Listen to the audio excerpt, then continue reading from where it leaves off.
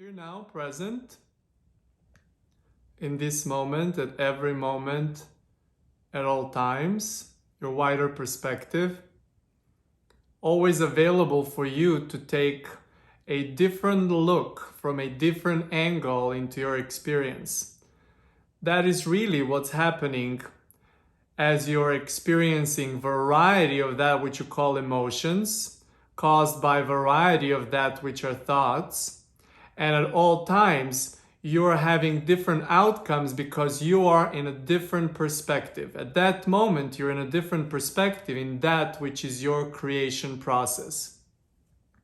And so sometimes when this emotion is caused or this thought causes the other kind of emotion, you can always see where are you in that place of in that creation process that's happening nonstop, regardless of you being aware where you're at that moment, whether you are continuing to focus more and more and more, or you're looking to the place of being as soft in your thoughts and therefore in a process of unfocusing, you're always landing somewhere your flashlight of attention. And so where are you landing your flashlight of attention predominantly makes you take on that which is a longer term identity with that which is the thought, habit of thought process, or that which is the emotion. We want you to know that even when you're choosing similar or same outcomes, even though when you have similar or same outcomes, you're not setting it up and it goes there all the time automatically. You're still choosing every time that similar or same outcome that you're having. And the way you want to bring yourself to wider perspective is to soften up your thoughts so you can see that it's you bringing your attention to similar or same spot, regardless of that spot serving you, and therefore you see the evidence of that, or it is not really serving you and you want to move into a different direction. It is really you that is behind the lens of that which is your physical faculties. It is really you, life force, expressing itself through that which is your mind and body, your thoughts and the emotions. At all times having an opportunity for more balanced experience and the ride while you're expressing that which is everything that exists. And so we are excited to hear what's on your mind today. Go ahead. Yes, hi. I want to start. Can you hear me good? Yes, go ahead. Okay, good. Want to start out by, I was listening to lots of recordings, stunning recordings, so much wisdom. And one of them was like breathtaking, which was the one in which Kosta interacted with Armand's mom, his mother-in-law, when she prayed for him, and how he was able to find the inclusivity and the love in the essence of what she was saying. And I was like, wow, that's just stunning. But then from an not integrated, but like in my situation, I've had this mirror for nearly 8 months in my face, in my house. And I am home with my kids and she's home all the time. And I was like, I always, even before, used to say, how would, for instance, Esther deal with this? She would not. Like, I mean, it would be tough to keep your balance in this intense situation. And so then I listened to Lindsay's question about her closing the mirror and opening it up with someone dear to her. And you said that the closing of the mirror happens gradually, even the closing. So I was like, okay, so maybe I would love to hear your feedback on this understanding I'm getting for myself, that the poking, that intense poking that I went through the day that I said very unkind things to this person, actually, I don't want to say it was necessary, but it really helped me cover that mirror, because now it's like it's not in my face. I was so offensive that she retracted to her room, like with not, like I don't even feel her, and it's like it's giving me such an opportunity to unfocus, to cover that mirror, to find my balance, and it's been wonderful. And I don't feel guilt or anything. I feel wonderful. So I want to kind of hear your thoughts on all of that. And Well, we will first start by saying, first we will talk about Can I just say something first? Can I say something first before I let you answer? I was just going to say, I know you're probably going to say that I can't cover them, keep the mirror covered. I realize that, but it's just bringing me ease in my now, at least now. And one thought that came to me was like, I don't have to have a relationship with her. My husband does. And it's just bringing me ease. I know perhaps it's not, of course, it's not going to be the end. And this relationship, which I know is eternal because she's been my greatest catalyst and teacher and soulmate, because she's been such a catalyst. I know it's an eternal relationship, but for now, it just gives me so much ease and the ability to find my balance. That's all. That is the first step. That is the first step. We want to start first by talking a little bit to you about poking. Poking happens when you're steady. When you said those words that they say were not really so nice and that they caused the mirror to finally be covered, those words did not come from the place of steady, and they were not poking. For as when you're steady, you poke and you play and you're curious to see where from your place of steady how other can create the movement within them too, for you know that you're so steady. And then with that poking, you're not going to poke the bear and yourself in the place of unsteadiness, but that you can poke enough while the steadiness is still there, for as you do not want to join someone in the place where they're at and where they do not see that they can be more steady, but that you want to poke when you feel like your steadiness is not going to be affected by it. And so we'll start just there about what we use as analogy of poking. And when you sometimes feel like you're steady and you're not, and you poke and these outcomes come through, that just shows you that you maybe gotten too much into the focus, or you poke too much from not being so steady. And that's okay, because sometimes you get to the place of steady and the poking works, and sometimes poking turns into too much attention and too much question and too much interaction and too much measuring and too much back and forth and too much feedback. But the poking can be that starting point to you, and with a little bit of practice you can find yourself from place of steady choosing how long is there for you to poke, and then just let it be. And then from that place of steady, how long is it for you to poke, and then just let it be. As you're describing this wonderful learning experience that you're having, learning experience about your own balance, we want to say that what you have for you, your now is really permanent.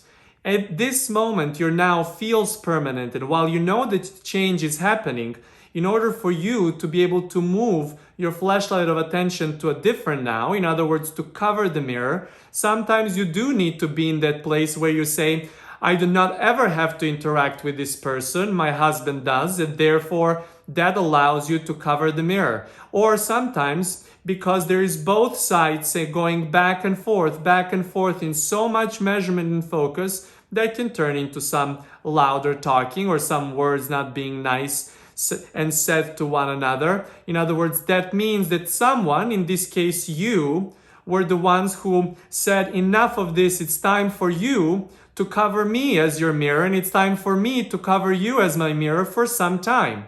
I know that this is an eternal relationship. I know that this is the relationship that is giving me so much to learn, but at this moment I'm not ready to learn. I want to see what I have learned by going to steady, and to go to steady I want to cover the mirror. And I've had so much focus on you and you had so much focus on me that we could not cover each other as a mirror for a moment, because we were trying to figure it out and we were trying to get it ourselves individually into that which is a better feeling place. And now you say, for some time this mirror will be covered. Well, now you feel more ease. You feel more ease because you're not trying to dig out the solution to that situation.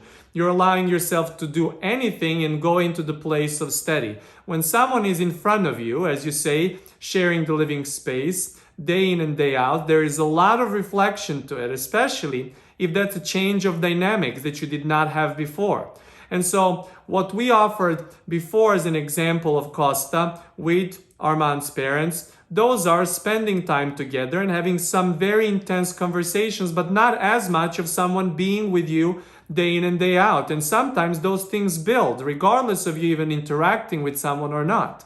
And so you are now in the place where you have other things that bring you to steady, releasing your resistance because you finally got to cover that mirror for some time.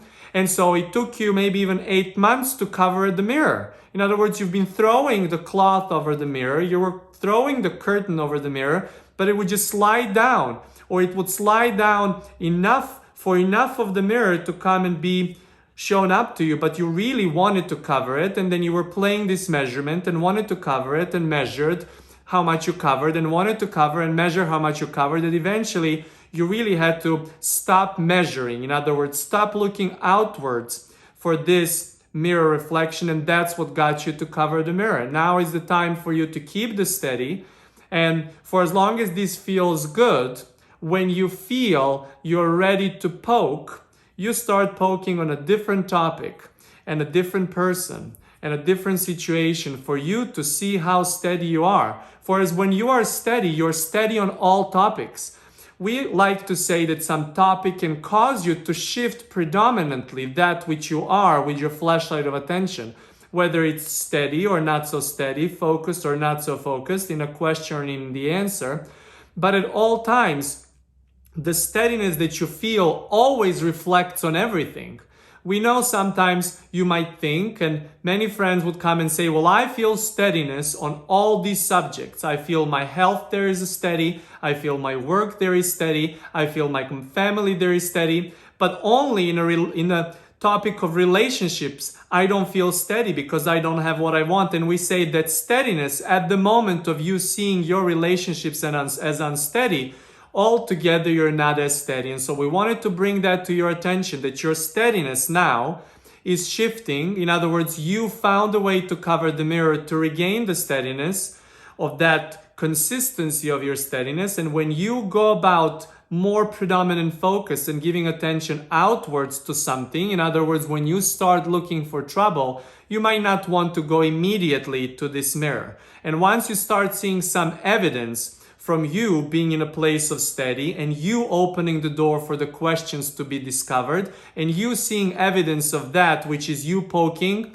around without being thrown off from the steady, then will be the time for you to softly start seeing how much of the mirror are you ready to uncover and for how steady. And then as gradually as you were trying to cover it, but eventually needed to use that which is so much measurement and focus to release it. In other words, you've created the spike that finally you released and the mirror was covered. You don't have to go other way around in uncovering. In other words, you do not have to be so steady and rush and open up the whole mirror. You can do it so gradually, so softly, so easily, one at a time. In other words, let's say at some point you're ready to talk to your mother-in-law. In other words, you want to poke to see how this goes. You open up the curtain, you uncover the mirror for a moment, and you see that it's getting you away from your steady. Well, now you cover it before it's too late that you cannot cover it at all. And you say, I really would like now to move on and continue this conversation at some other time. And then you go and bring yourself some more evidence of your steady. And then you go and bring yourself some more steadiness of steady. And then you go, this is how you shift.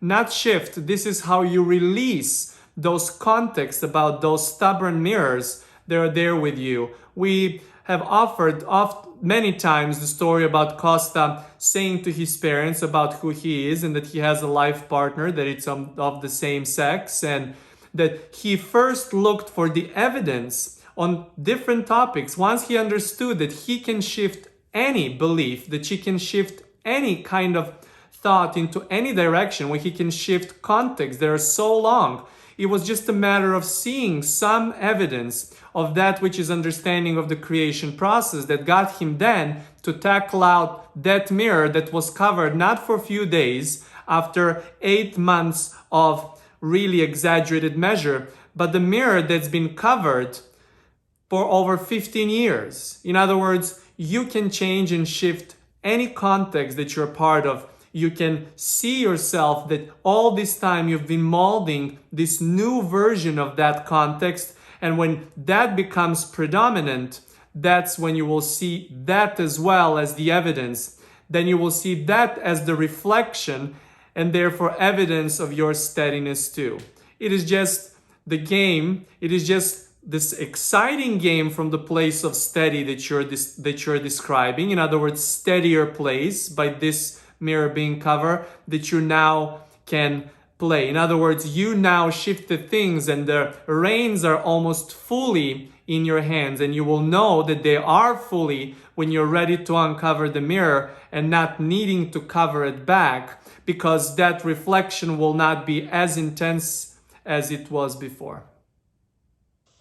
Oh, that all feels so good. And thank you for reminding me of Kosta's process. That's so beautiful.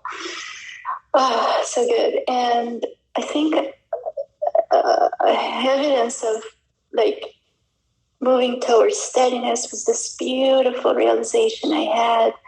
I was just sitting by myself outside by the pool, and this beautiful thought came to me that, yes, this uncomfortable, unkind mirror of myself, things that I still have within me, is there, but so are you guys, is everybody who's participating here, so is Abraham, so is all the wisdom of all these wonderful people, and so is the beauty of butterflies, so is the beauty of a rainbow of birds. So all of those are mirrors too of beautiful things that I have within me. So it feels good to have received that thought, because I was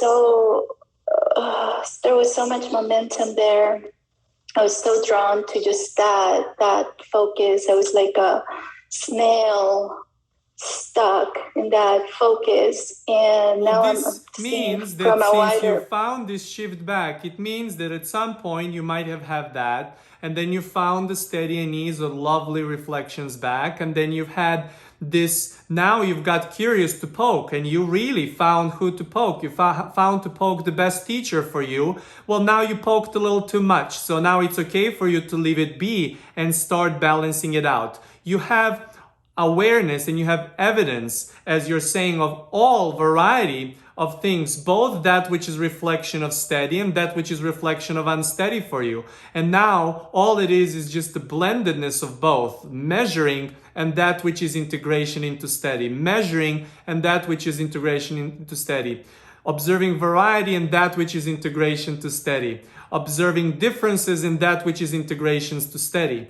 And then from that point on, as you start coming so consistently to steady, and you do not have predominantly focus and predominantly unfocused, then the things start moving with so much ease and satisfaction that you even wonder, that you then start celebrating this most stubborn mirror that brought you awareness of maybe one of the last pieces of the puzzle for your blended, integrated, satisfying, perpetually wonderful, balanced life experience in this physical iteration. Oh, so beautiful. I just wanted to, before I let other people go, I just wanted to ask you this really quickly.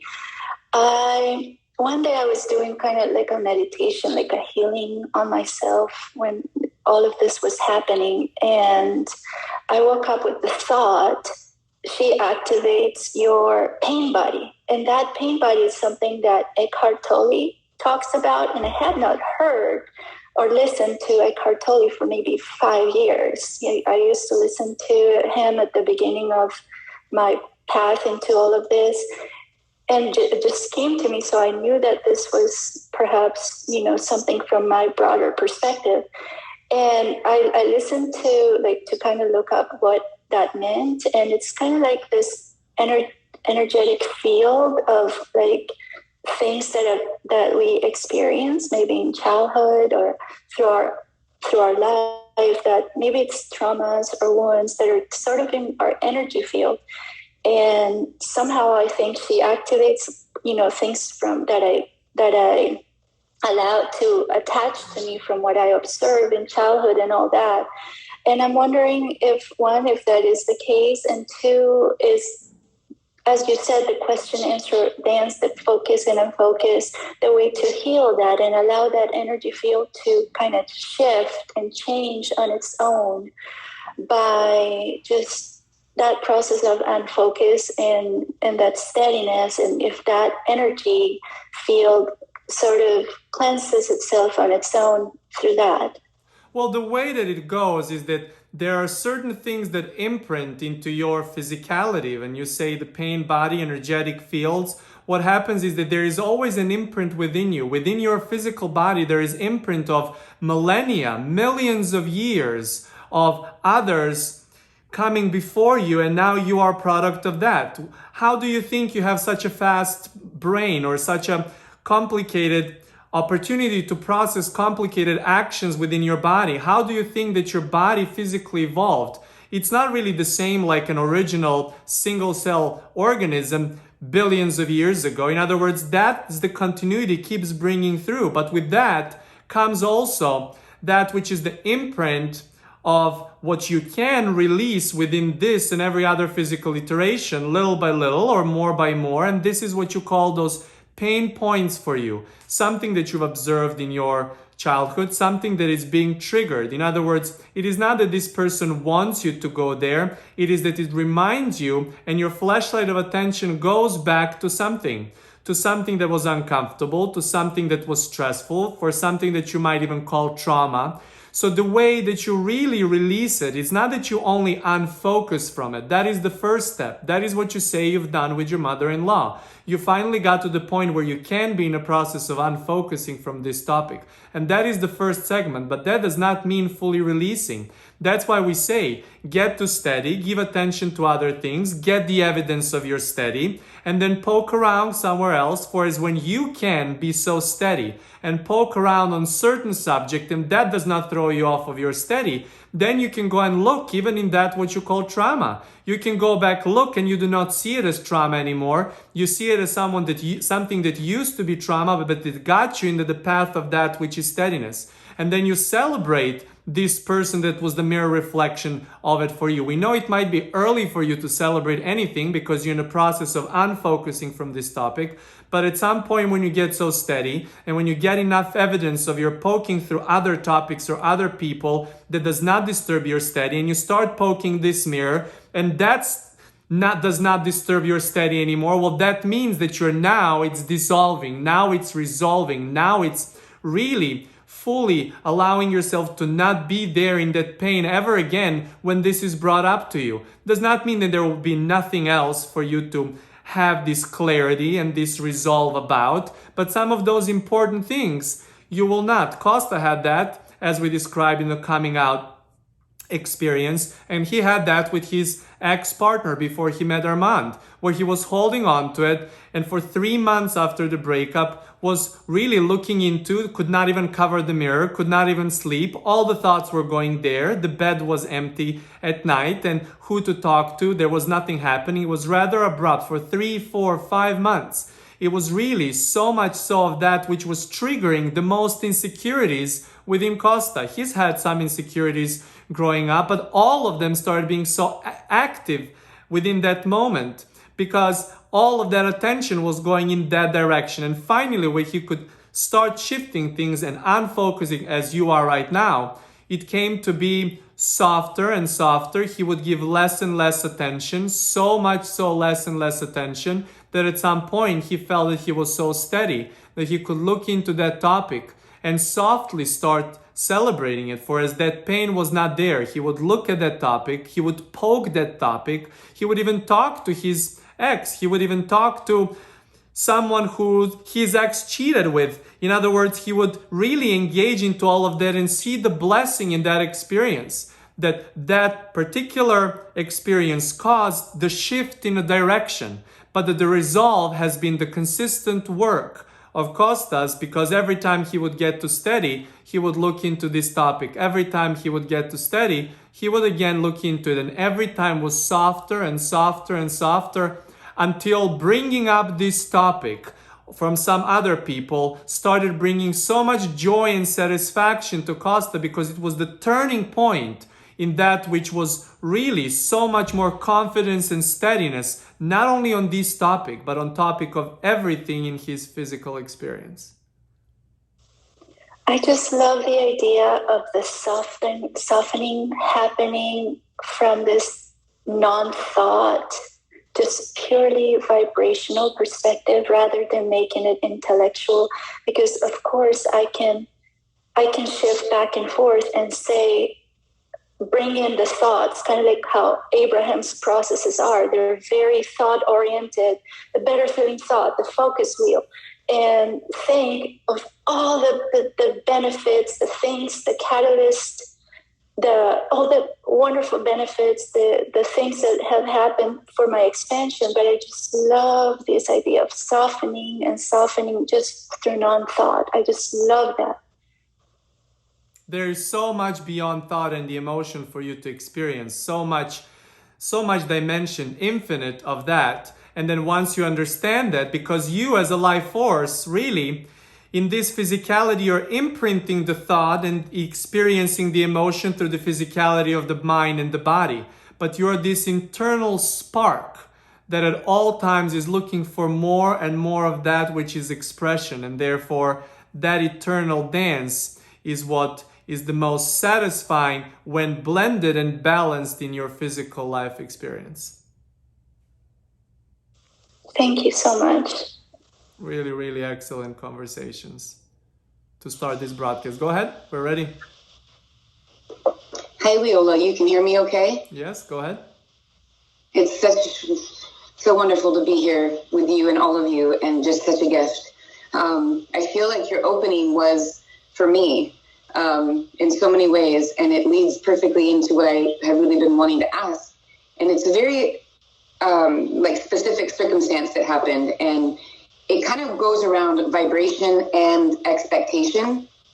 And I've heard Abraham talk a lot about the strongest vibration in the room will dominate. So whether that's a positive vibration from someone or a negative, it's the strongest one would dominate. And the question comes around a friend of mine. She's been a dear friend for years and years and years. We grew up together. It ended up being that the older we got, I realized just from a very non-judgmental place, I just was clear that it seemed that I was really striving to live more of an unconditional life, where she was maybe wanting to live a conditional life, a lot of conditions and things. And that's fine. I basically just kind of chose to, with grace and love, kind of walk away from the relationship altogether, because it wasn't where I was at, vibrationally and spiritually. So then we just kind of didn't have contact for a long time. And then I was invited to an event, a large event, where I knew she was going to be present. And I started thinking about Abraham's teachings about expectation. And when you have history with people, whether it's friends, spouses, coworkers, whatever, just people in your life, most of the time it's accidental that we develop expectations about what they're going to act like with us or be like with us, because we kind of use past history and past moments as our, we use those to formulate our expectations. So therefore, these people really don't even have the ability to give us anything different in new moments, because we are bringing forth the old expectations. That's kind of how I've understood it from Abraham. And so the initial invite that I got, my gut told me, no, don't go, because you don't really want to even revisit that interaction. But then I kind of sat with myself and I thought, well, wait a minute. I'm steady now. I know how to find my steadiness. I can stay steady, and I can actually transmute my thoughts. I can use my energy and focus to create new expectations about what I want to get from her, and see her in more of a positive way. And I can do the work beforehand, because that's the work that I've learned to do. So I took a couple of weeks, really thought lightly about it. Not I wasn't at work with it. I just lightly thought about it. And I ended up going to the event. I see her, we interact, and she presented to me quickly a very old pattern that she used to have, which is really why I kind of chose to walk away from the relationship. And it wasn't like a negative thing. It was just a very curious thing to me, because I kind of felt like I had put her in a new place with my expectations. So I'm wondering, I guess my question is, was her expectation of me stronger? Was her vibration about me stronger, so she dominated the situation? Or is that even how I should be looking at it? It's not like a contest, right? It's just, I'm curious about how my expectation played against hers and what that was about. Well, I want to bring to your attention that when you're in the room with a variety of people and someone is steady and someone is unsteady, who do you think will have predominant experience in that room? In other words, you can be the only one who is so steady, and soon enough, everyone else who is not steady, let's say that there is this unsteady leader, and here you are, steady leader at the moment, and everyone predominantly might be unsteady, but who would not choose to be steady? Who would not choose to see that as a difference? But you don't need to join anyone in that in order for them to come around. So this whole conversation about who has stronger vibration or who has stronger stuckness in a flashlight of their attention is, we like to say that the ones who demonstrates the most ease about the movement will have that. Everyone navigates towards someone who is having this fluidity feeling, this movement feeling within them.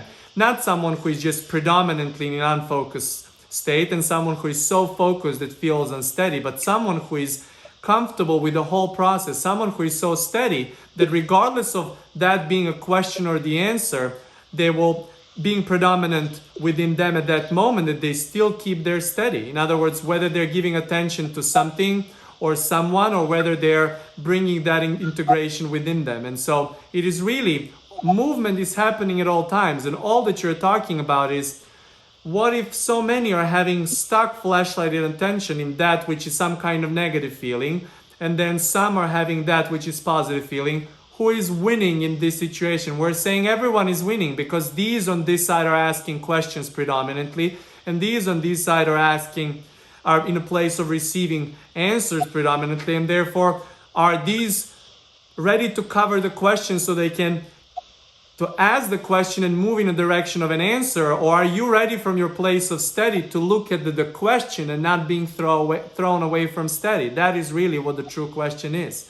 And so no one overpowered anyone in this situation that you explained with your friend, but you tried to contemplate her through your expectations and the thoughts and beliefs, which means you shuffled your thoughts, and some of those temporary thoughts or not predominant thoughts of her being different, you put it in a flashlight, but you didn't get yourself to that unfocused place and then chose this and then chose that pipeline of her being different. Whereas when you do that, you then set the possibility. How far this person comes through and how much of that will show to you as the evidence. You cannot change someone's experience or where they're at this moment. Let's say you have that which is the experience of steady and you see this person in a different light. Well, you've now expected for this person to show up that way. Well, how about this person keeps showing up the same, but that does not throw you off in that which is reflection back to you, because you do not care how steady this person is, because you are so steady that you keep the image of the steady even while she's demonstrated that she is not steady. In other words, that is what true upliftment is. And then when someone is ready to see it, most of the time people will soften up about it. Most of the time people will ease up within that.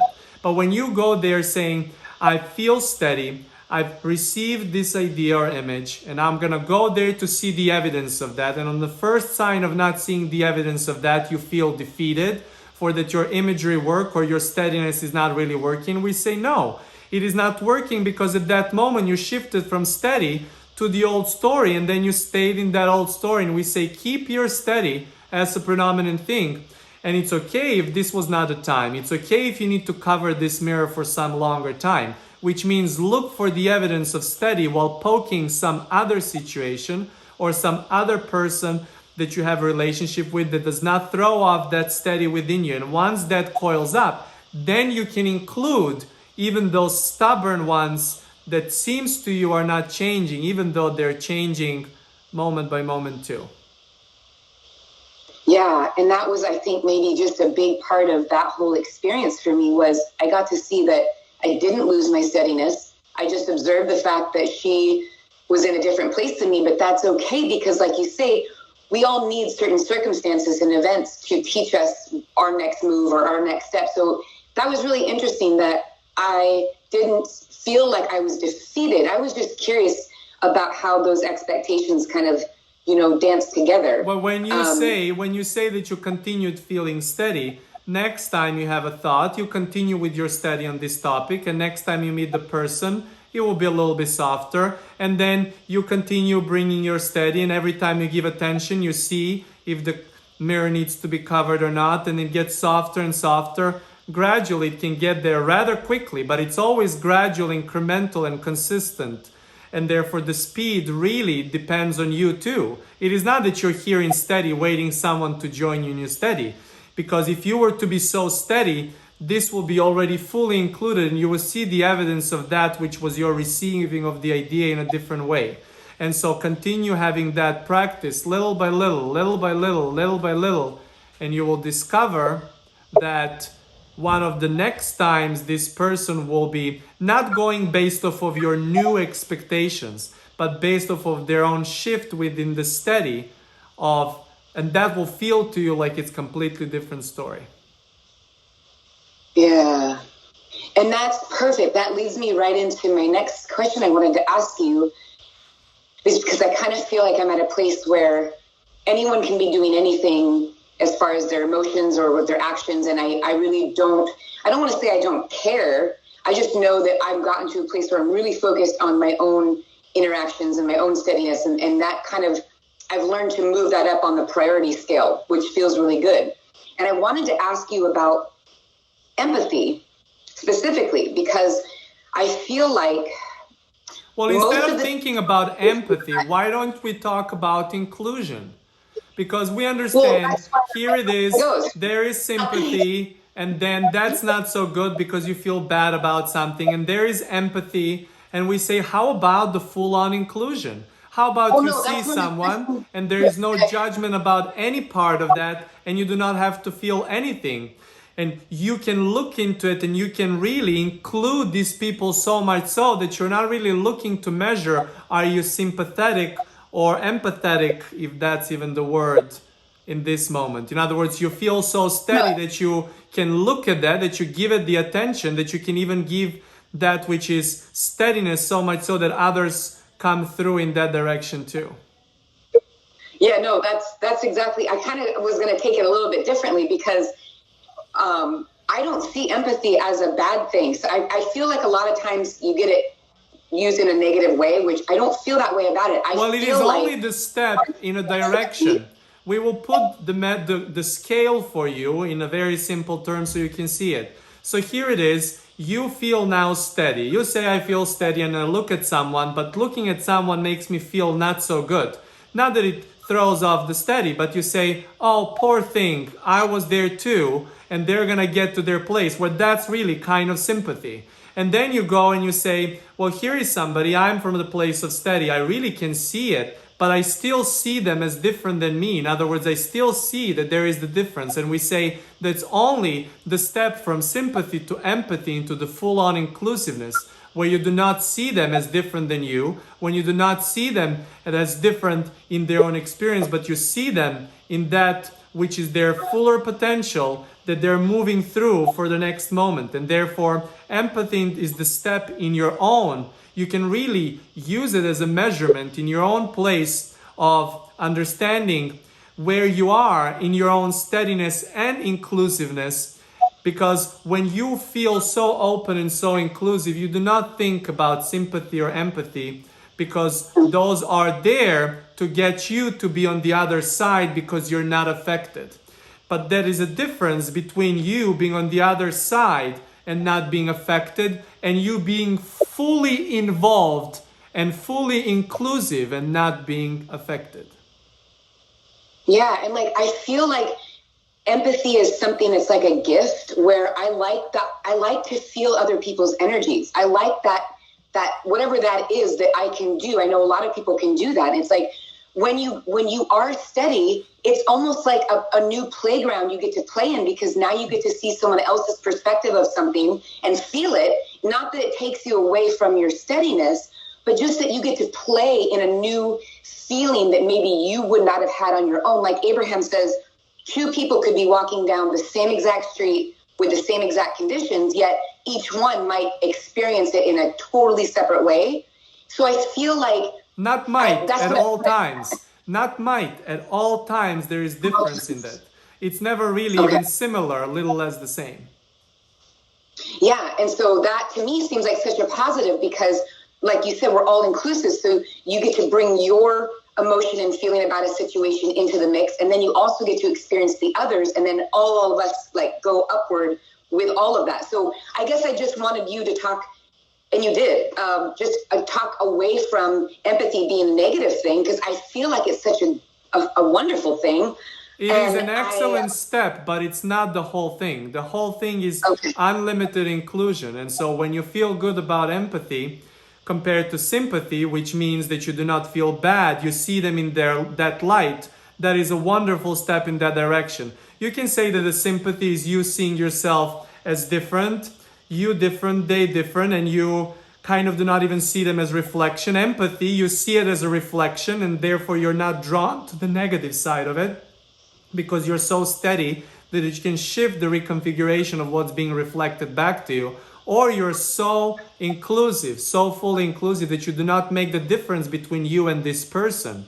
For as you can at that moment, you are at that moment really, this person is at this moment a different angle of you, bringing to you more awareness. And that's the difference between you being in a perspective of self, cocooned, predominantly in the focus, you starting to understand that there is focus and unfocused, that which is zoomed in and zoomed out, focused and unfocused, or more everything that exists, wider perspective to you, but you see it in a place of distinction, and therefore that is that empathy part. But then once you are experiencing all of that, you can be so inclusive in that experience from the place of steady that you do not see the difference between you and that person, for as it's all you. Kosta had at one meeting one time in Serbia a few months ago when Arman and Kosta were there with friends. They were going out and having a lovely time together, and then some of the words that were coming from his cousin were coming in with such clarity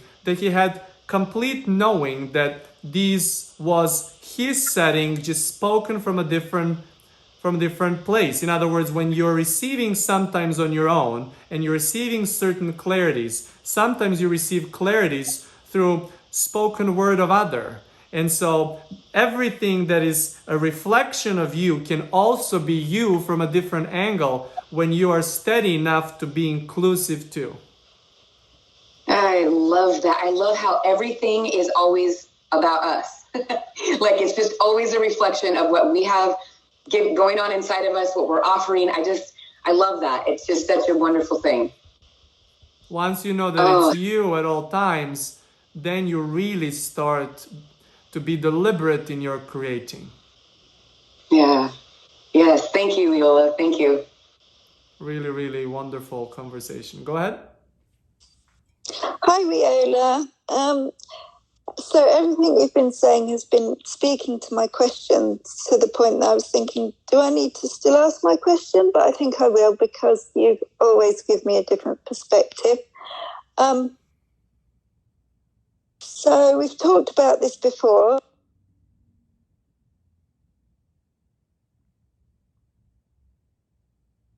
We do not hear you. Go ahead. Heather, you're on mute.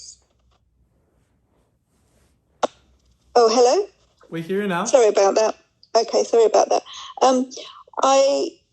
When I start off in a new group of people,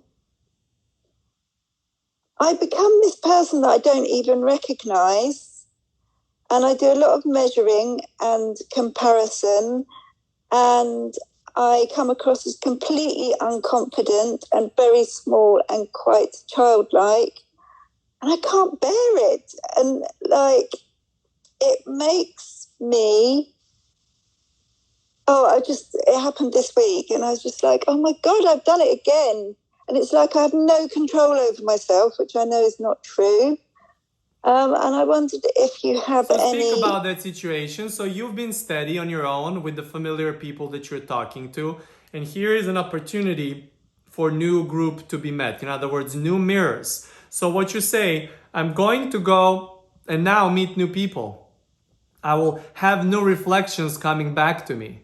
In other words, all of this is an opportunity for me to measure and to observe variety and to give attention to, so I can receive something. I know I will be receiving something from it, and I know that while I'm receiving, I might even be quiet. I'm not going to force myself to be someone who is on a fifth date exactly the same like on a first date. If on a first date I'm a little bit more timid, or maybe a little quiet, or maybe a little shy, I will find my own steadiness, knowing that all of these are going to be reflections back to me. And with a little bit of practice, I can have more and more ease about it. For as I do not need to change at any given speed, I do not need to get to be comfortable with other people at any given speed, but I also know that with time I can get there. I can be so inclusive that even new people are coming to talk to me and I see them exactly as my family. I do not really make the distinction between them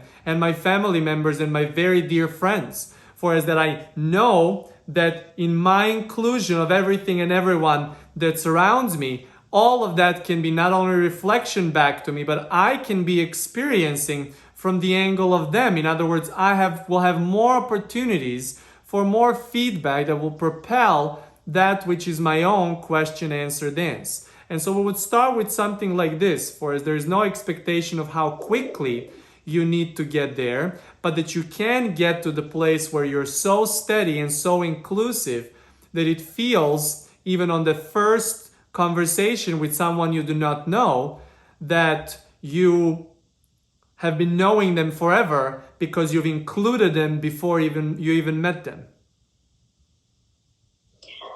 And it's almost like in a one-to-one situation that already happens. So if it's just one-to-one, it seems to be when I'm in a group. Well, so was that a time when it was one-on-one and it was uncomfortable? Probably many years ago. Well, so we want you to see that movement. If many years ago I was not comfortable even one-on-one, this was the experience one-on-one, which means now I'm more inclusive. If I'm meeting a new person one-on-one, I feel more inclusive and I feel more like me, which means I'm comfortable having one mirror reflection at a time. And so I want to now see the evidence of more of that. So next time I will organize the meeting with 2 or 3 new people, not in a bigger group of people immediately. So that gradual incremental consistency that we are talking about shows you the evidence. We talked to the first friend today, shows you the evidence. You do not want to open up this mirror of knowing that meeting the new group of 15 people, now you need to be immediately light of a party, but you can get eventually to be so steady and so inclusive that you walk in with 15 new people and you do not get overwhelmed by the reflection they're giving back to you, for as that you got yourself gradually into that experience of steadiness while measuring. It is inevitable for you to measure when you're in a bigger group of people. There is just simply more reflection and feedback coming to you, but you also do not need to entertain all of that feedback at once. In other words, you can go into the bigger group of people and say, there is a bigger group of people. I know I'm not steady enough to include all of them. I will choose 2 or 3 that I will include. And everyone else, I'll put the cover on. I will put the cover on and I will start including 2 or 3. And the next time will be 3 or 4. And next time 4 or 5. And next time 5 or 6. In other words, then you can work yourself more gradually in that direction. You're not in any kind of responsibility to respond to everything and everyone when it comes to those mirror reflections. If you're used to a smaller group and there is a bigger group, well, you just cover the rest of them with this invisible covers. Since those people do not even know that they're mirrors, you just cover them for some time and focus on the ones that you're bringing into that which is inclusive state. And that movement that starts being a bigger and bigger, it will not be until rather quickly where you will shift that and have the experience that it does not matter how big of a group it is, that you can go ahead and practice your inclusiveness. Beautiful. And the other thing, when you were talking about with Lindsay about sympathy and empathy, because of, I don't know what people think, but I think because of the way I came across in this particular group setting, my feeling was that a lot of the people there would have had sympathy for me because of how I came across. And I can't stand that idea. I'm just like, I don't want them to have, because I know that if I stay in the group in 3 months' time, they'll go, look how far you've come. You're so much more confident. And I'll be thinking, well, I haven't come as far as you think I have. It's just because I really misrepresented who I am in that first time we met. And I can't bear the fact that I think people will be looking at me with sympathy. What you cannot bear is that you observe yourself as separate from others. That's what happens. When you observe yourself separate from others, you go in there saying, I'm the unit, and you are the unit, and you are the unit, and that which you feel within you, you did not open for that to be reflection to others too. In other words, what would happen if the next time you would go and really be yourself, like you're talking to your life partner or to your friends that you've known for years? What would be the possible outcome of that? More inclusion, regardless of what reflects right back to it. For as there is this norm sometimes of how the relationship are supposed to build, or how gradually they're supposed to go, or I do not know you and therefore I love you less than I love someone that I know for so many years. And we say, you want to get to the point where you love even the people that you do not know equally as you love your husband and your children and your parents and your friends that you know all of your life. This is how inclusive you can be. Why would you make the difference between anything and anyone just because you've given to someone else so much more attention? Well, the ones that you did not give attention to, at least you know for sure they were not giving you love, but they were also not giving you trouble as much, some of those stubborn mirrors. So you have a better clean slate to be more inclusive and open. We're not going to say open-minded, we're going to say more of that which is inclusive to begin with. And if you all start from the place of inclusion, you will not go so much into the measurement immediately, or that will be simply an occasional afterthought. I'm really frustrated about this because I think I kind of, inside, I do go in like that. That's what's so frustrating, because my feeling is that I see everyone the same. And so what happens? So let's say you're in a new group of people and you're thinking what?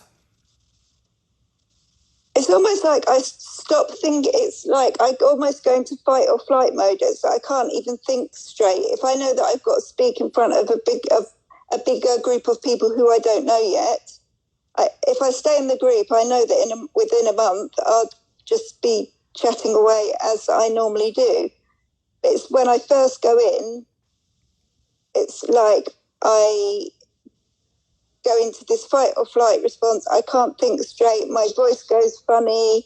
It's like I completely lose control of my body, and it's not what I feel is going on inside me. It's like, so as you're walking into the room, you say, I know there's going to be new people. I know that there's going to be certain vibe present around, but I'm bringing my inclusive vibe.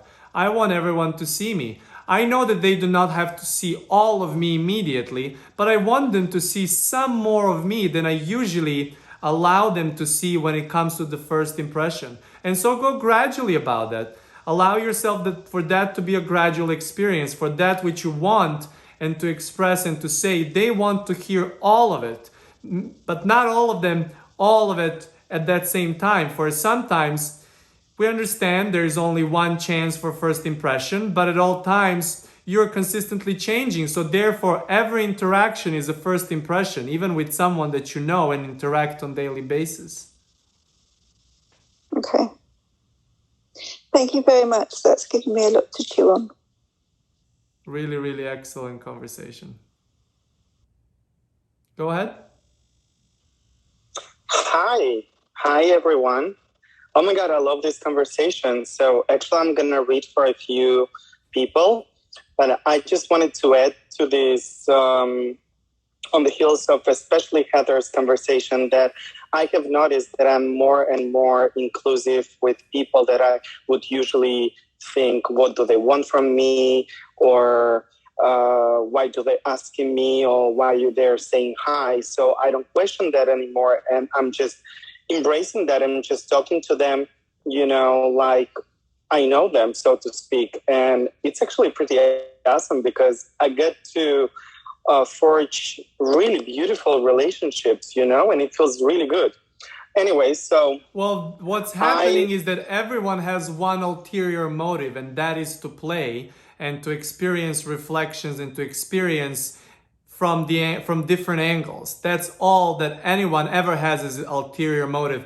Even when that feels to you that someone is looking to take advantage, to look down or show you sympathy or empathy, or full-on inclusiveness. Everyone is consistently dancing. It just depends on where they are at that moment, giving their positioning, their flashlight of attention. And therefore, you at all times have an opportunity to be that light for you first in your own experience, but for others too, of all inclusiveness, of being open to say, I love you even on a first date.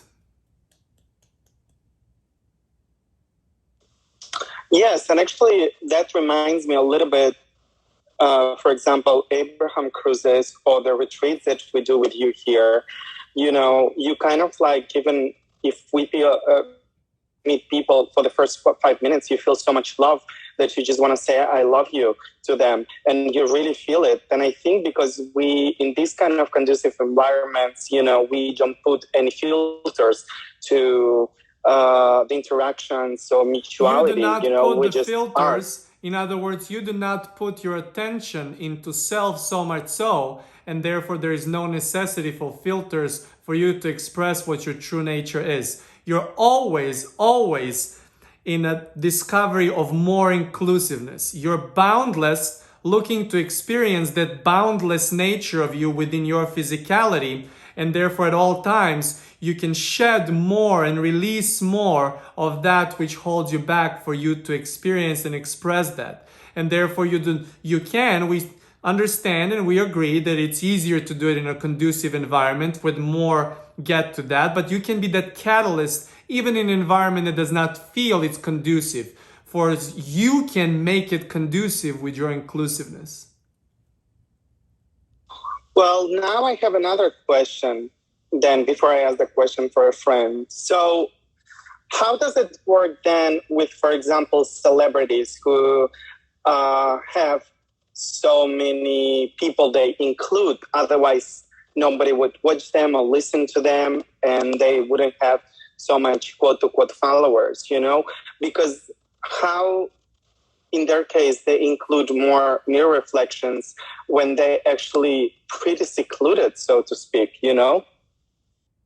Well, that's not really true that they're secluded, because in their experience, they're including everyone else. You will see celebrities or artists or engineers or anyone who is creating something, always listening on who is going to be enjoying this, who is in on creation of that song. Sometimes that can be reflected in the research of the market or demographics of the people who are gonna watch, and you might feel that somebody's fooling you or tricking you or getting you to buy something that they've created for you, thinking about you, but all that they're doing is they want to play and they want to share. And they're so inclusive that so many more want to experience that. So inclusive in their creation of their art and of their program, so much so that many can find the resonance with that, whether that resonance is bringing you questions or the answers. And so the ones that are having more experience and more mirror reflections, not all of them live the most satisfying life, but there is plenty of those who do too. In other words, it is not that you put the mirrors in front of you only from the place of study. We always direct you to go there. We direct you to go into the place of study and then putting the number of mirrors that is comfortable for you and that it's all beneficial, even if the number stays in your opinion, rather small compared to someone else, but you can see those celebrities or those stars who have so many of those mirror reflections, but they really are doing it from the place of focus. They're playing the ping pong with their focus, and therefore it does not bring them to steady. And then you have ones who do not care about being called celebrities, but they're just putting their creation, they're flowing so much creation and embracing more and more of others without any ulterior motive, but just to have a great time in this wonderful question-answer dance while interacting in mutuality with others. I'll have to chew on that. Okay, so I'm gonna ask for Miss Amanda, and she says, do we need to release past beliefs and perspectives that are negative? Or can we just continue to cover the mirror and focus on what we do want to feel? I feel like I know the answer, but I want to hear Weola's perspective. We know you know, for as we've spoken so many times about this, and even today, that mirror that you cover, that is, you put something under the rug or under the carpet, and you for some time do not have awareness of it. But when you feel like all I need to do is keep the mirror covered and be happily ever after, well, then you're always happily ever after and not happily ever now. And we say at that moment you can be at the place where you cover it for some time, knowing you're going to revisit it. But the timing of your revisiting comes with that, which is your steadiness. You have an opportunity to manage that and to find the timing of that to be exactly when it's ready for your next interaction and next interaction and next interaction with that covered mirror. Every time you open it up, to be softer and softer until you do not need to cover it anymore, for as it did its purpose in your evolution, it did its purpose in providing you with feedback, and you can release it altogether. But for you to lock it up, to cover it up, no matter how far you put it away from you, no matter how you lock it in your bank of thoughts that are locked in, or the experiences, or some things that you might call traumas. In other words, you do not go in there from the place of unsteady, but you also cannot be fully, continuously steady if you do not shed some of those as you revisit them from the place of steady. So the rule of the thumb is cover the mirror, allow yourself to get to steady, and when the mirror starts showing up, either through the same or similar topics, or different faces, different places, but the same thing, and you start realizing it, then the next piece and the next piece and the next piece you can release until it's all released. It did the purpose within you, and when you look back to it, there is really nothing but satisfaction, nothing but appreciation in the role this particular belief or expectations or perspective has played in getting you to feel more consistently steady. Okay, so this is already comes from me to continue this. So I'm curious, I don't want to say the best, but what's the easiest way to shift our beliefs? We'll offer you a very simple example. Kosta has been now organizing things that he wants to settle in the bathroom and in the kitchen. And therefore there is a lot of these things that he kind of sorted out, but not fully, and he did not even bring everything else from the bathroom in order to do so. And so he did not want to see these boxes anymore. So he literally, not figuratively, but literally put the cover over it. He put one of the yoga mats, so everything looks nice and clear while he's having sessions with people in different programs, or while he's teaching his virtual dance lessons. He really feels much easier than looking at this whole hot mess. In other words, there is a hot mess on that table, but it feels better for it to be covered. Now, he had an option to put all of these things in the cabinets and not really pay attention, or to put it in a wardrobe. But at this moment, if he was to do all of that, at some point he will go out to the closet or to to the bathroom, and he would be reminded of this mirror, and then he would cover it, and he would be reminded of this mirror, and then he would cover it.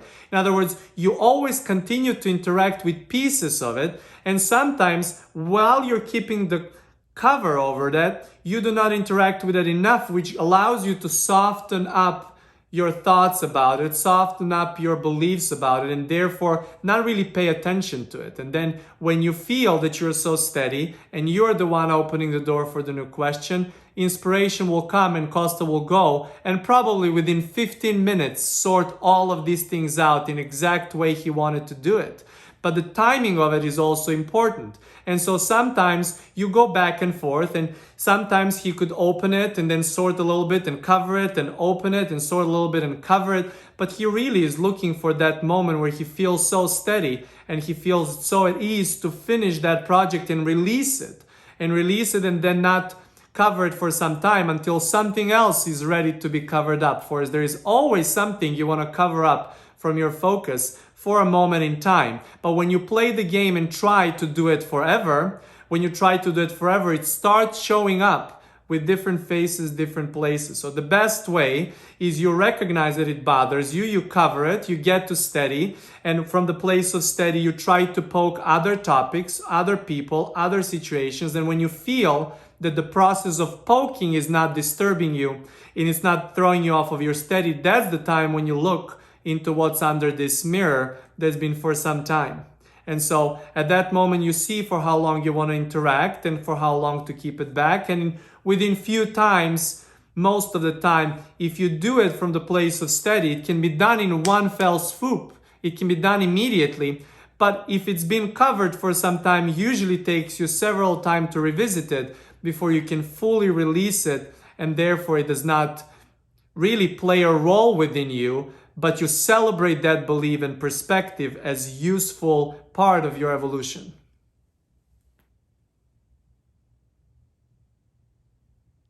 Okay, I have another question from Ananda. There have been avatars on the earth that have stopped speaking, such as Meher Baba and Mother Mira.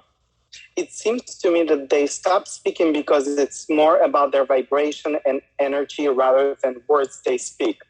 They let their vibration and energy speak for themselves, as they do not want to confuse the message with words. So what do you have to say about that?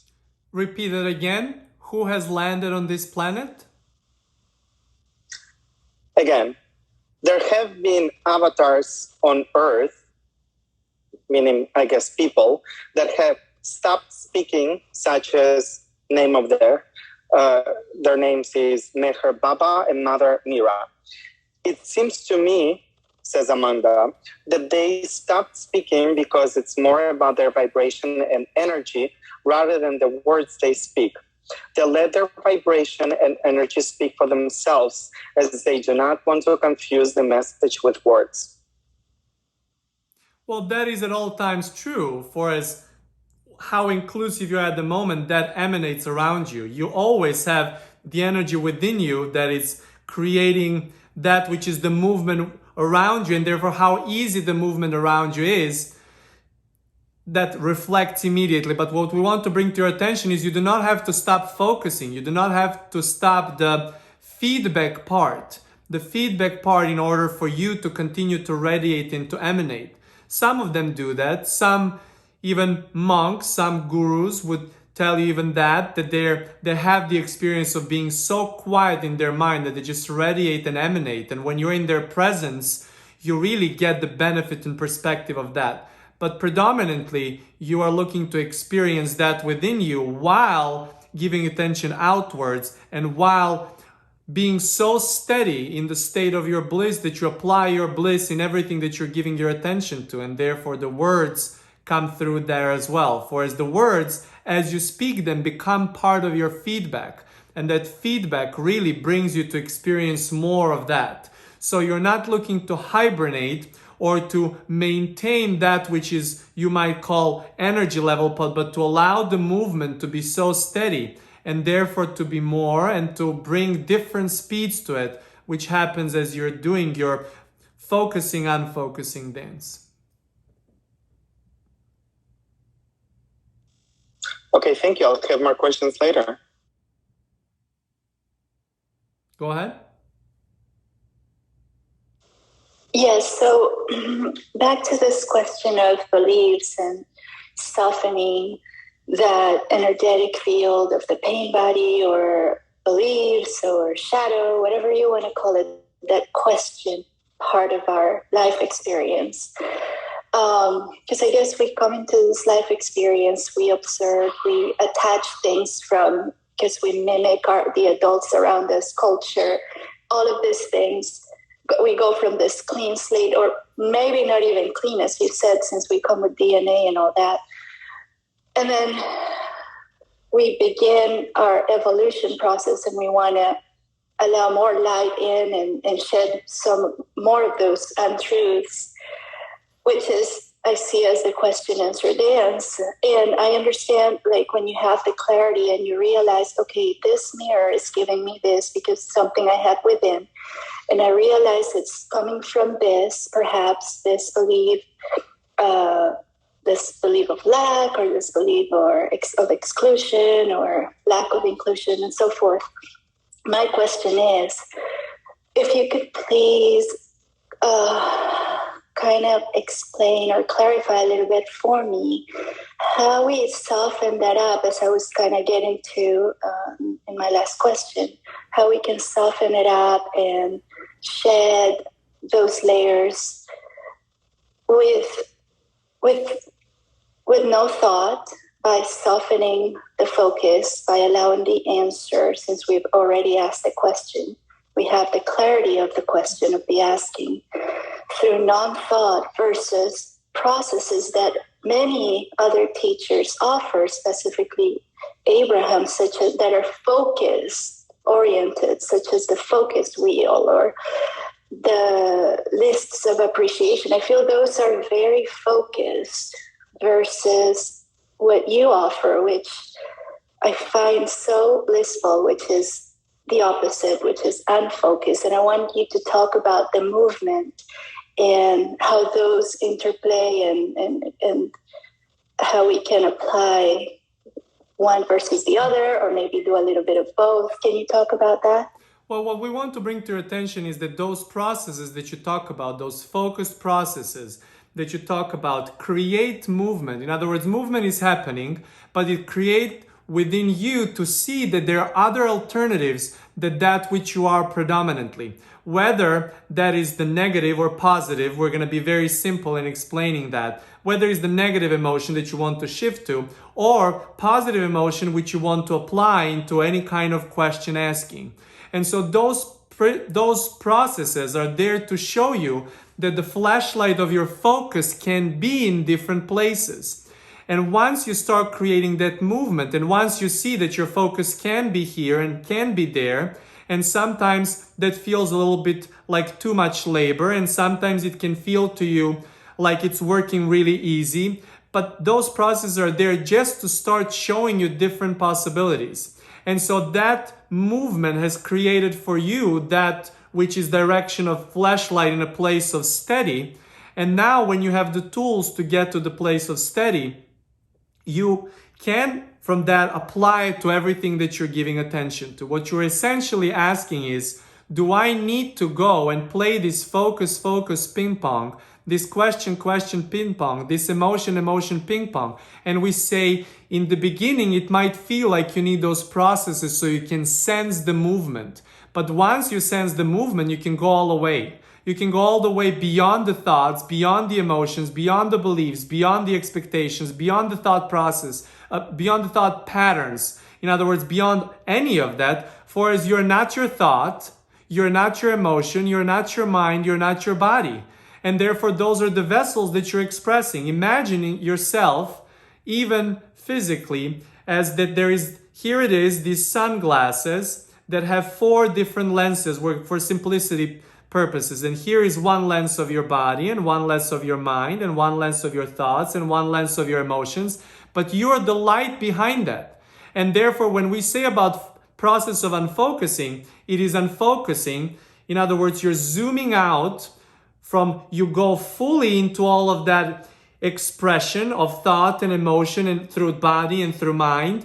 But then at some points, rather a few times throughout the day, you want to see yourself detached. Detached is not the right word because you can never be detached, but you want to zoom out sufficiently that you see that you are not really the lens only, that the lens is yours, but you are not the lens. You are life force expressing, and therefore you want to move beyond that which is your physical faculties in the process of quieting the mind, of breath work, or through a physical activity, or softening your thoughts, even through some of those focusing tools. For as if the focusing tools gets you to be softer in your focus, we know where you're going with this. You want to say, and we agree, this is not all of it. It is only first part of the creation. It gets you to the place of steady. It gets you to the place of feeling and knowing there is positive emotion and the choices are yours. But now when you do it, how do you get to it consistently? Well, by going beyond that. Because when you go beyond something, let's say that you're in the water swimming and then you're really enjoying it, but you want to take a different perspective. How do you move from this spot to that spot? When you want to go from one side to another side of the pool, the fastest way is for you to get out of the pool and to go around and go choose the different place where you're going to dip yourself in a pool. That must be probably the most satisfying analogy we've ever made. You don't want to go through the water and resistance of the water through so much of that which is focus and so much of that which is movement. It can be satisfying, but not all the time. And few times you want to get out of the pool so you can choose where else you want to go. Do you want to go in these thoughts? Do you want to experience this emotion? Do you want to have this intellectual process? Do you want to have this body experience? And so this is what we say. You are not the water in the pool. You are going in and out the pool in terms of your attention from a wider perspective, and rather you do not want to hover above the pool for too long, but once in a while it's good for you to get out of the pool just to remind yourself that while the pool is part of your experience, it is your part of you. In other words, it's yours, but it's not you. You are moving in and out from focus and the process of unfocusing as much as your physicality allows you. I love it. I love how my body tells me, like, it's guiding me to this yes, yes, yes. You know, my cells are saying yes, yes, yes. And it's just beautiful.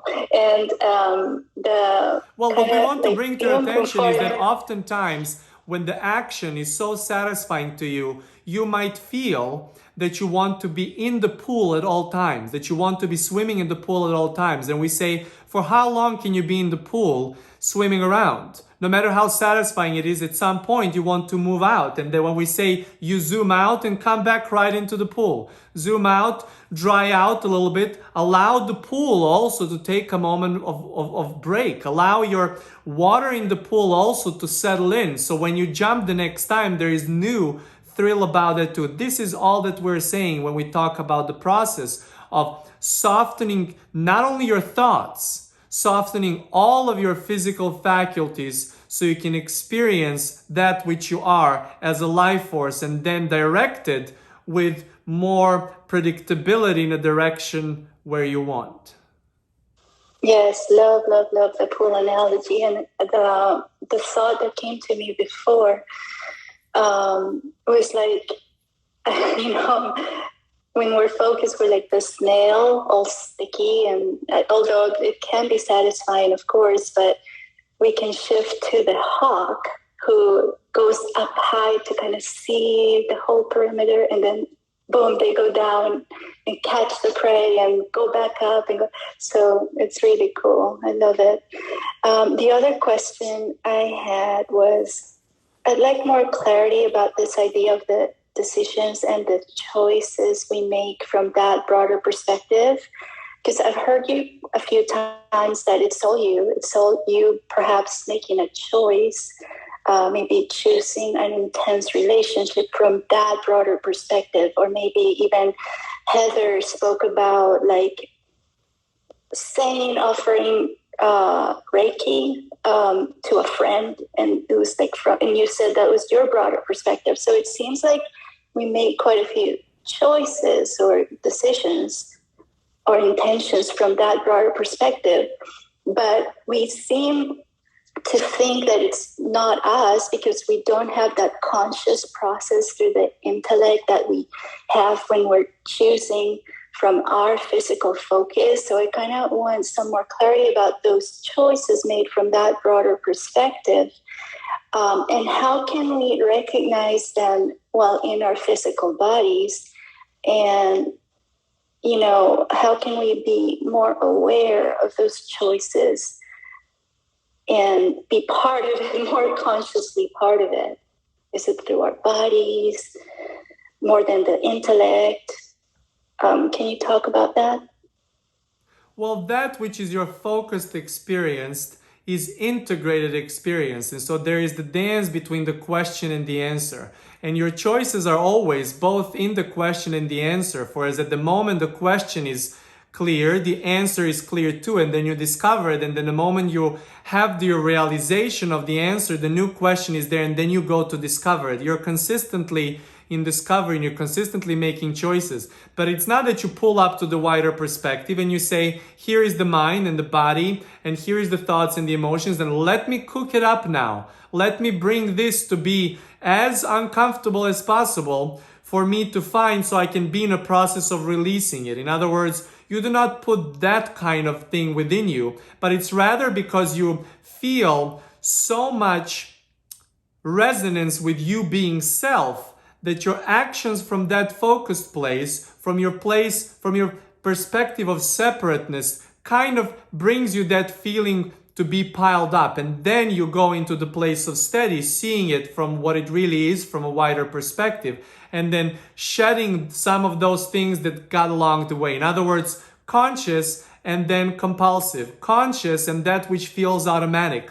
You automatically put some of those things. You would never consciously put that which is suffering into your experience, but you consciously at all times are looking for variety to be experienced. Sometimes you just get carried away in your perspective of physical faculties so much so that you identify yourself with them, and therefore you create a little bit too much trouble. But you always want to be so boundless that you do not feel that looking for trouble is a trouble. And therefore that is the difference in what you were asking. Got it. And my last question is about the other side of the spectrum, which is focus. And Abraham has said that genius is all about focus and momentum. So the geniuses in history have been just really focused and allowed the momentum to build on whatever their object of attention is. And I'm fascinated by this idea of genius, especially because I have 2 little boys and I just want them to live life to the fullest. But I know you speak so much of balance and unfocus, and the focus and unfocus. So I'm just curious as to how can we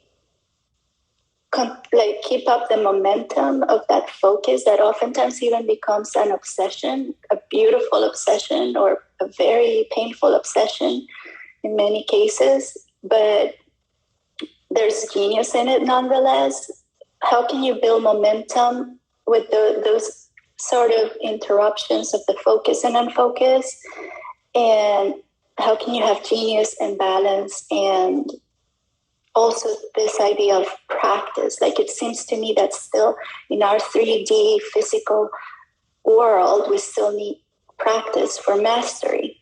Do we? Is that a flawed premise, or is this something that really enables the next step and the next step and the next step? Well, you're looking constantly for balance. You're constantly looking for that which is, because every atom, if you even put every atom, every particle has that which is the balance within. It is really, even Kosta heard the other day that someone said that if the creator of everything that exists was a dancer, there is movement about that at all times. And therefore there is this different perspective balance within that movement so the atom can be there and operate and become part of this and become part of that, but always continuously dancing. And what you are talking about is that the genius is not really only about the focus. It is about the focus and holding the focus in a realm of certain topics, of certain interests that are there. But that is really, the real genius is about the process of unfocusing to receive all of that you've been contemplating based off of the variety that you're observing. In other words, you get motivated by the questions and then you allow yourself to go somehow to steady and then allow yourself for inspiration to come through and find its form in physicality in the process of forming a new question. And so it is not really about do you need to be only focused or predominantly unfocused. It is not that you're predominantly unfocused having a balance and now you're never have a possibility to be a genius. It is when you feel the balance. There are some who like to be in that balance and that's satisfying for them. And there are some who love to really turn it and put that into the intensity of asking the question too. And sometimes they're the ones who are making all of their focus to be about survival, so much so that they pile up so much intensity. They pile up and create such a huge spike that when they cannot hold it anymore, that's when they receive their genius ideas and the genius projects and the genius inventions.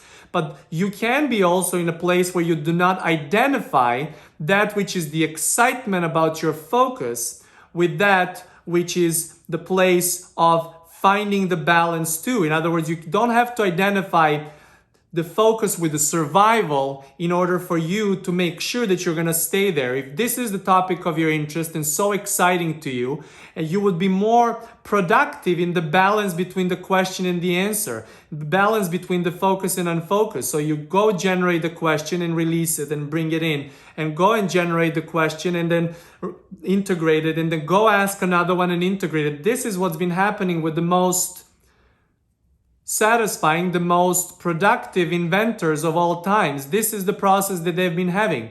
And you could say that sometimes they would intensify it with that which is survival mode, but not necessarily.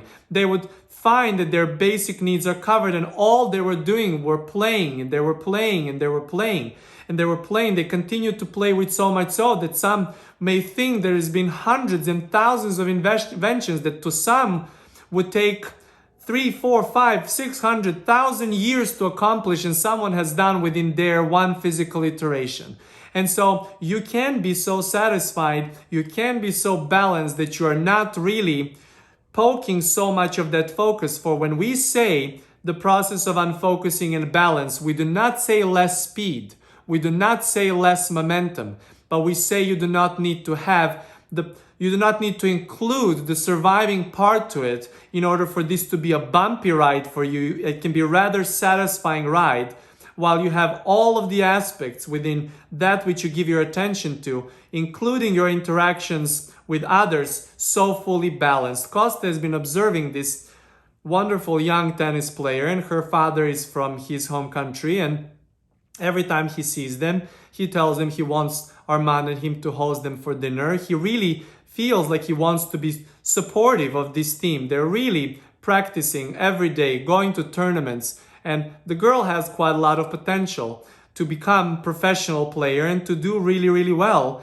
in this sport. And then her father was saying to Kosta that she does not get enough survival mode activated because she's in a country that does not necessarily bring so much survival mode, like for example the country where they're from. In other words, you need to be hungry, physically hungry, you need to have even that pressure of survival, of your family survival, in order to have that extra fuel to run down the extra balls, to hit the ball extra times, that you do not really even think about your physical body, but that all you care is about winning and doing well and succeeding. And Kosta asked him, do you really believe that this is necessary? Do you really believe that it's necessary for her to go that way? So what if she's feeling comfortable? So what if she's feeling steady? She has so much love for the game that it's just a matter of really keeping the focus in and getting the unfocus at the exact right time. The father almost did not want to even hear it, but Kosta is certain that with a little bit of a conversation he can see that that can be shifted too, for as that you do not have to suffer in a process of creation to be a genius. You do not have to suffer you do not have to carry the burden of you and your family and the whole world on you in order to be able to bring something brilliant. In other words, you do not need to be so focused in one direction, but you can bring the balance to whatever speed that you want and therefore have satisfying experience while you're practicing your genius. But my only thing I wanted to, that was gorgeous about the balance. I love it. But my only question is that's always in my mind every time I think about this subject is, how do you activate this deep desire, this hunger, without either that survival or wanting to prove worthiness or wanting to prove others wrong? Or how do you activate it from this more expansive, inclusive, well, when you get to the place of steady, in other words, you are born being unfocused, and in other words, unfocused from physicality. You're always focused, but you focus into the physicality, and all of a sudden you're this predominantly unfocused being. You're looking and learning how to focus. First, you're sleeping predominantly. You're more sleeping than you're not for some time, and you start learning, everything that your parents are giving. You're learning about the focus. You're learning about how the focus can be that and how much you can stretch it. And therefore, you're finding that balance. And when sometimes through the society or education, the focus and intellect take over to be priority, then you go so much in the focus that sometimes it takes you years or sometimes decades to balance that out in a place of steady. Well, some in that place of learning the focus, that's why you see so many of the young athletes catch on those places and those careers, or artists or anyone. They want to find that balance, but they also want to flow more of that in that direction. Some come from the place of so much focus being introduced so early within their physical experience that they feel that action gets them to find that balance. But you can be in a place where you get to the steady and then start looking in for that which is trouble, which is intensifying your focus. And so you get to the place of steady first, and then you see where and for how long you want to stay focused. Kosta has been finding the balance, more and more balance, and starting to open up some of the mirror reflections, some of the mirrors that he's been covering for some time. For 4 years, he did not compete professionally in dance, and he really kept that quiet covered. He was talking still about it until he finally covered it within first 3-4 months after he stopped dancing in year 2017. And then he would be asked, when are you coming back? And when you're coming back, because that's a natural thing when you're part and giving so much attention to it. His whole world was the world of ballroom dancing. This is why he moved to United States, to pursue and to be a professional dancer. Well, at some point it became so uncomfortable, even though there were so many wonderful experiences, that he decided to cover the mirror. And now, after all this time of not giving any attention to it, here is an opportunity with a wonderful dance partner living only 1 hour away from him to open up that mirror. Not necessarily for the success of the brilliance, of the genius, of how wonderful of a dancer he is, or the result that he can have, but also about applying the newfound steadiness and releasing and shedding that which is the context of non-balance on this particular topic. In other words, he wants to include this topic into the balance too. He wants to include the topic of tennis into the balance too. These activities have been a wonderful teacher for him, for as he was finding that which is more and more balanced. And maybe it took too long and therefore he did not become a tennis player, but he can still do that within the world of dance, and therefore he can now choose from the place of steady, if he wants to have a completely different experience and to flow his steadiness in that, and therefore benefit not only from the actual activity, but from the newfound steadiness, for as that mirror does never have to be opened up again.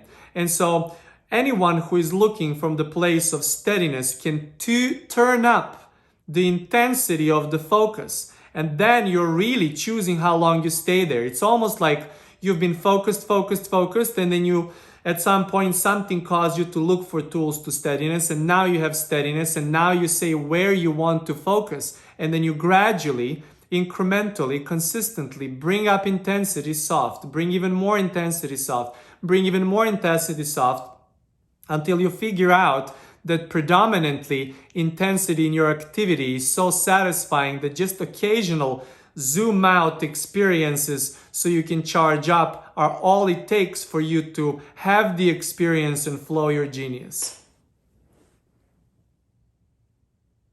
That was so perfect, and I'm perfectly clear. Thank you so much. Really, really excellent conversations today. Kosta might even lose the voice from all the flow you're causing to come through. Go ahead.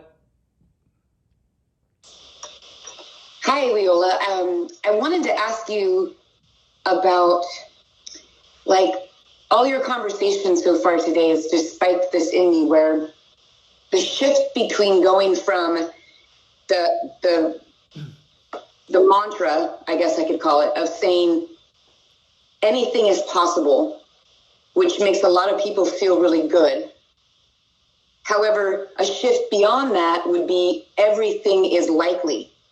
So not just anything is possible, but everything is likely. I feel like the best thing to say would be everything is certain or everything is already done. But sometimes that larger jump to that place is harder to get to. So I just wanted you to speak into like that shift between having a kind of everything's possible that's still leaving like room open for things that maybe you don't want as much, but everything is likely is more of a certain way to feel about things falling into place for you. So I just wanted you to speak into that kind of difference between those two. Anything is possible at all times. In other words, you're focused. You get to the place of steady and the balance by any tool that you have. And then from that place, you see all of the possibilities. Well, that does not mean that everything will be certain in your experience. That does not mean that everything is even likely in your experience. But when you know that everything is possible, that impossible is nothing, it means that infinite opportunities are there for you. You are then going to see, and then you're rushing to how many of those you want to experience. And therefore, as you go from the perspective of self to the perspective of steady and the perspective of reflection back to you, that's when you see through the reflections that everything is possible. But when you go a step further in your inclusiveness, you see that all of these other people are different angles of you, and therefore that all of those things that are likely for you to experience are always of your own choice.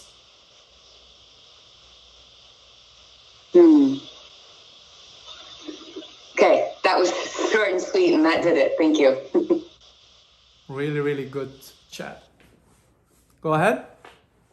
We'll take some more questions if there are some. Oh, I really appreciated that last answer. I understand that we invite everything into our experience, like everything that comes to us is invited by us. I want to speak about a particular physical problem that I have, and it's a bit personal. It's to do with my bum, my backside. I am working on finding all the physical solutions for this, trying to solve it. But I wonder if Weola can help me with what might be causing the vibrational, what might be causing this vibrationally. Well, there's too many words that you're Yes? getting involved here right now for Okay. no particular necessity. Your body is telling you to be more in balance. Your body is telling you it is not balanced enough. Go to the process of unfocusing. Go to the process of softer thought, of softer mind, of softer body, of softer emotion. Go to the place for a moment to charge up. Allow us to do our work, because that reparation, that regeneration, that which is the balance of each cell in your body is consistently going and looking to happen. But if you are directing it consistently outwards, outwards, outwards, outwards, at some point it piles up, for there is more things important that hitting or plugging yourself into the charging station. Your process of unfocusing is you charging up. Your process of unfocusing is you charging up, you allowing your physical faculties to charge up so they're balanced out. And so when you don't do that, sometimes it shows in a perspective of that which is physical discomfort or physical pain. And we say, fire up on all fronts. Go into the process of unfocusing, but also do it from a physical point of view. If you need to go to see the doctor, if you need to seek the remedy, anything and everything that you have at the moment that can put you in a softer place. In other words, your body will appreciate you also unfocusing from it, but your body will also appreciate something physical to give it more soothing. And therefore, you want to use everything at your disposal to regain the balance. And while there will never be so much balance within your body that there is no resistance, that there is no that which is variety being observed and therefore embodied because you're physically focused, you can really start, you can be so sensitive in your body that you start checking in a little bit sooner, so it does not become something that causes you too much of a physical discomfort. Right. So the physical part I've done. So even to the point of last week, I had surgery, but I know that it's the vibrational part that I'm not achieving at the moment. And so now what you say is, there was something showing up in my body. It was so discomforting. It was so painful that I could not even cover the mirror. So I did something from outside of me. In other words, I did whatever I could. I made the first step to really have this mirror be covered for a moment. And now I've done whatever I could at this moment, and now it's time to recover. Now it's time to recover my process of unfocusing. Now it's time to recover and regain the balance within my own focus and focus dance, so my body regains the balance further, and therefore I get to be more sensitive in the future to get ahead of some of these situations that turn into more discomfort. So I get ahead of them. So when I sense earlier, I go immediately into the process of unfocusing. When I feel it's coming up, I really balance so consistently my focus and unfocus that I can then allow myself to be in a place of curiosity and wonder, and therefore nothing more than that shows up in my physical body. Okay.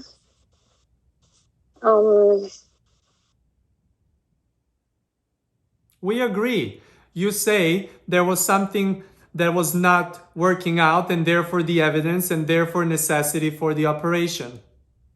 And now you say, I knew something was wrong. And we say, it showed because you gave too much attention, but that's already done. Now the next step is for you to find more steadiness, so you find less probability of finding yourself in a similar situation. You do not have to go through the similar process. You can now use this experience as a catalyst in a direction of really prioritizing your steadiness. Okay, but so this is the 5th operation I've had, and each time I think, I just don't, I feel like I'm a very steady person. I'm able to turn downstream really quickly on most things. I don't know if it's when I look back to the past, or I don't know what it is that's causing, because every time I have the surgery, I think, right, this is it, I'm going to move on, and I'm okay for a little while. And so what happens when you're okay for a little while? Is pain less and less with each procedure that you've had? No. Not yet. And so you can shift that part too. You can say, now, I know what's usually coming between these procedures, but now I can find my balance between my steady. I will unfocus from the world 2 to 3 times a day. I will not give any attention. I will allow to sense the well-being of my body. Now, right after procedure, right after I regenerate some, I will feel the best until the next one. Well, I will hold within me that feeling of ease as much as I can. I will make it my predominant experience, but I will not try to catch it and hold on to it so much. I will allow it to flow. I'm not saying that I might not have any other intervention in the future, but I know that if I stand a chance to have less of them or none of them in the future and be steady, I want to now celebrate that I am at this moment feeling relieved. I want to really be aware of how it feels to be relieved, how it feels to be so much more easy in my own body when it comes to this particular part and about this particular section. And once you start making that as a more predominant experience, consistently, daily, making your steadiness a priority, it will start shifting in a different direction.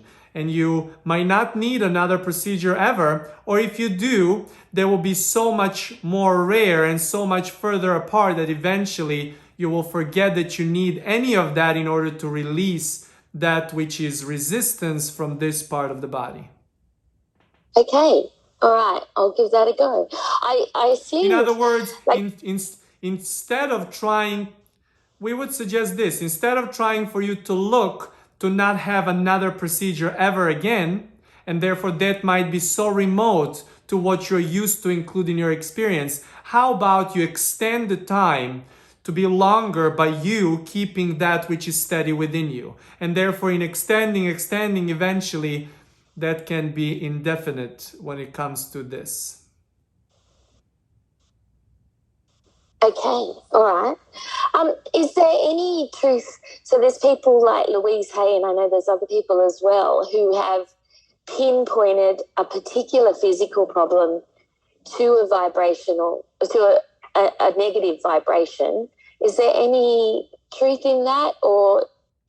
Well, there are a variety of the emotions that can as patterns show up within different parts of your body, but you do not need to look into that. You're not interested now to dig out the negative emotion. You can say, it's safe to say that there was some negative emotion. Because if there was no negative emotion, if there was not some kind of a trigger, this discomfort would not show up in your body. But you do not need to know what it is, and especially you do not want to know it now. Now when you're covered the mirror for some time to feel steady. Now let's see how steady can you feel to extend that feeling of ease, as much ease as you can, and really elongate it and milk it and stretch it and enjoy it for as long as possible.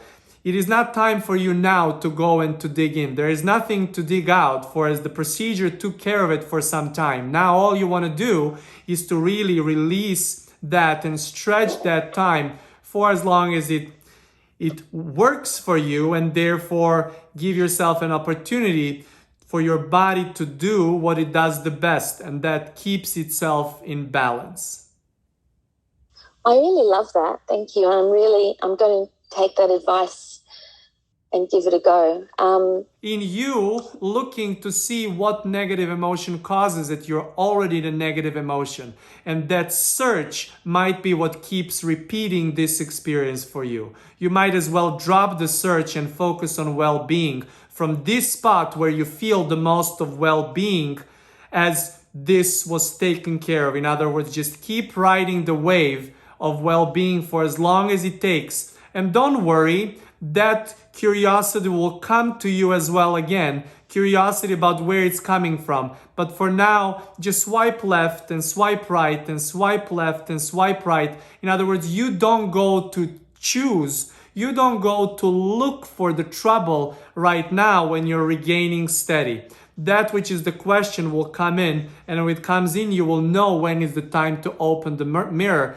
And once you get to the place of resonance and steady about this and extend the time between the procedures, or you feel that there is not even single one along the way, the clarity of why it happened or why it was happening will come to you. It is not the time for you to receive it, for as if you're looking for why is it happening, you will continue to experience it, and that's certainly not something you're looking for based off of what you were saying.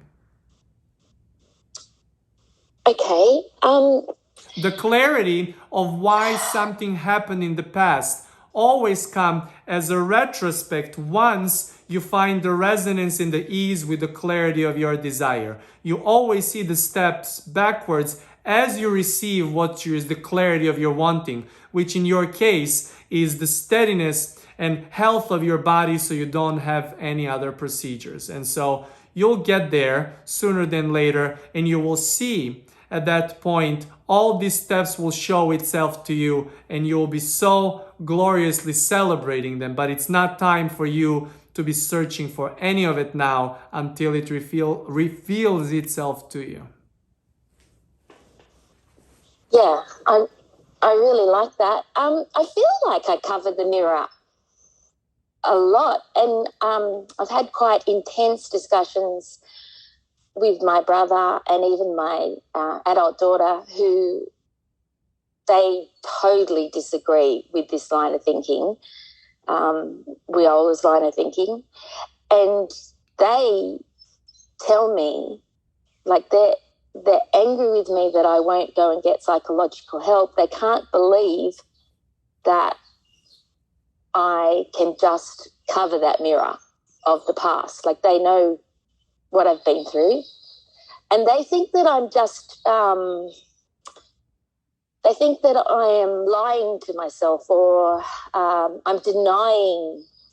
Well, you got to the clarity now in this conversation more before. Originally you said, I do not know where it's coming from and I want to dig in. But you also, in saying that no, you understand that which is physical discomfort comes from that some kind of negative emotion. You've acknowledged that much. All we are saying is you do not have to look for it right now.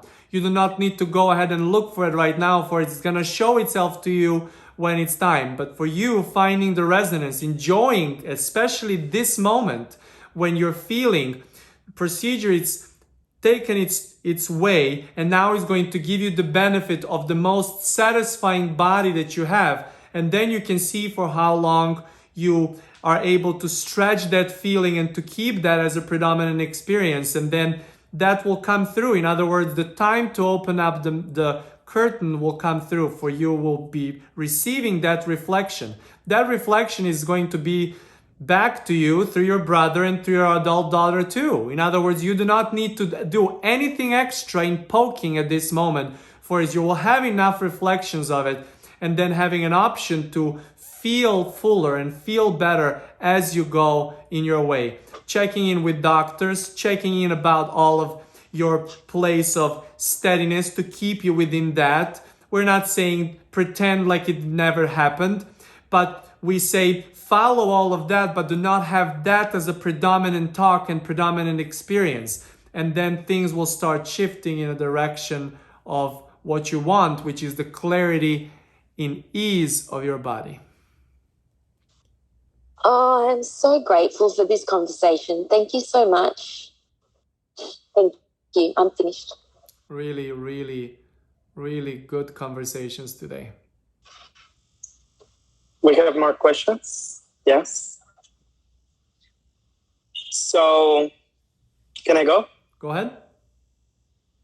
Okay, I have a question. I'm going to read for Liz. Beautiful Liz Norburn. So, she says, I have a question about caring what a person thinks of me versus caring about a person.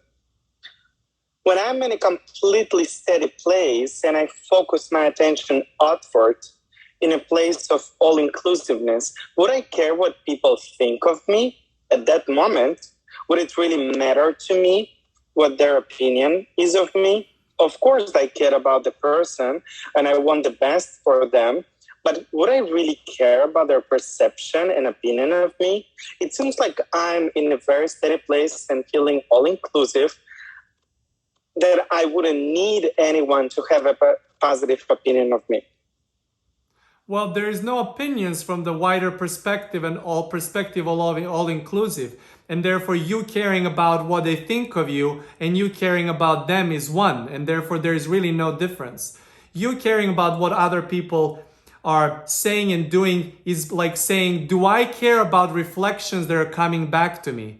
And we say, you can look at it, do I care about other people thinking of me? And you say no. You say that only when you're predominantly in the perspective of self or perspective of separateness. And then you say, do I care about what people are thinking about me when that comes as a reflection? Well, you do, because that reflection is very beneficial to you, because you see the benefit and you know that it's a reflection of you coming back to you. Of course that you care about that reflection once you see it, that you're not only self, but you start seeing that there is more to you, that it's all interconnected, that there is a wider perspective of you. And then when you move to be all inclusive, well, then for sure you do not care because you're in a perspective of one. But you then appreciate the others coming back to you with variety of things because you are them. In other words, they are you from a different angle. And then you may say that you even care even the most at that time. In other words, you at all times care about what comes back to you. And the only time you do not want to care is when you're realizing and moving from predominantly self and focus to start shifting. In other words, covering the mirror means I don't care. I don't care means I cover the mirror. But you always cover the mirror only for some time. Whereas when you start opening the mirror and uncovering the mirror and start seeing that reflection, well, now you appreciate the reflection and therefore you care. So it's safe to say that it can serve you only not to care about that which is someone else saying or someone else thinking. You never know what they think. You can only witness what they're telling you with their physical presence and with their verbiage. But you at all times are caring about that reflection, for it's a reflection of you and it's a different angle of you.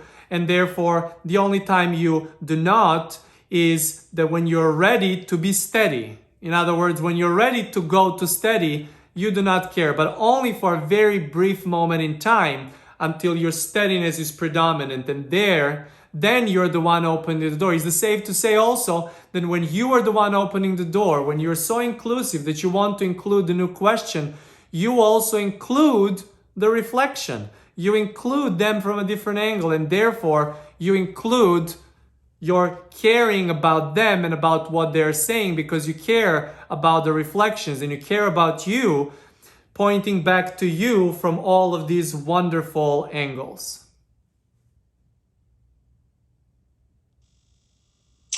Amazing. Okay, so another question Liz is pointing out is, I have a question about being a good listener.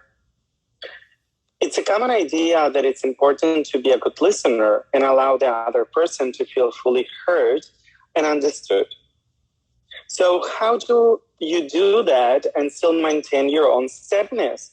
It seems like if someone wants to talk about their problems and explain why they are where they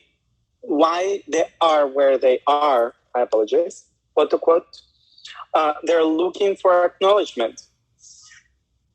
If a person gets really steady, is it possible to maintain that steadiness while listening to another person talk about their situation that is filled with lots of contrast?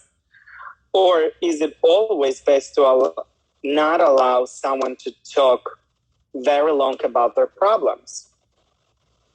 Well, when you are steady, it does not matter what happens around you. You can include everything in your experience. Are you all inclusive, or are you selectively inclusive and therefore exclusive?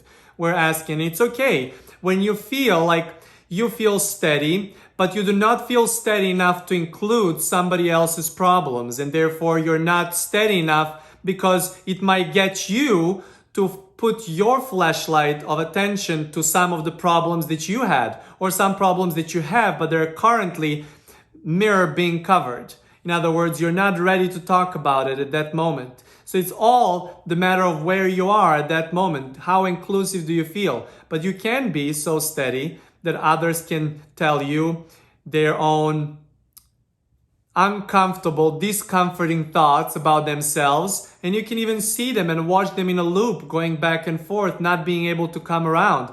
And sometimes they will stop, and sometimes you might feel it's better to stop them, but sometimes you might feel you're doing them a service by stopping them, but it's equally good service when you don't stop them. It all matters. It all is based off of where you are at that moment and how steady do you feel. You would most likely stop them because you might say, I'm doing it for them, or I'm doing it for you, so you don't go into more negative thoughts. But all you're really saying is, I'm not steady enough to listen about this. But when you're so steady to hear about it, they will not want to talk forever. They usually do not talk for that long, even while complaining. And therefore, you do not need to use the words for them to stop. Your steadiness will do the work. For as they will feel like it's okay for them to stop the loop and look elsewhere. You will be that example for them to look elsewhere without even any words happening. Kosta had this conversation, especially with this one friend. And a few years ago, he really practiced his steadiness. He felt so steady and so clear about that. And usually he would really try to redirect the conversation. He would try to tell to the friend to change it up and that he should not be focusing on so many negative thoughts and that there is other ways. And then he decided, he said, I know that I'm a good listener. I've been most of my life. I've been listening to a lot of stuff and still seeing them in a full light in a certain way. And while I have my own things at all times going on, I can be so steady where I will play this game. I will be so steady and I will hear what I know is gonna come, some level of complaining, but I will have what I want to say to this person, I will say within me. I will say within me that I see them in a different light. I will say within me that they can have a different experience. I will say within me that they do not have to have that outcome. In other words, I will keep steady and include them in my steady. And then sure enough, moments after that started happening, the story shifted from complaining to a more neutral point, to this person talking their own potential solutions. Kosta did not even say the word. Kosta did not have to use any words. He was keeping his steady and including his friend is steady. Keeping the steady, including the friend is steady. At some point, they will either wrestle themselves into exhaustion and ask you what you think, or they will initially, on their own, switch the conversation sooner. In other words, when you feel so steady, there is no way that others will not sense that, and therefore that will be a catalyst for them to allow themselves to soften up. Brilliant. And now I have a question from myself. So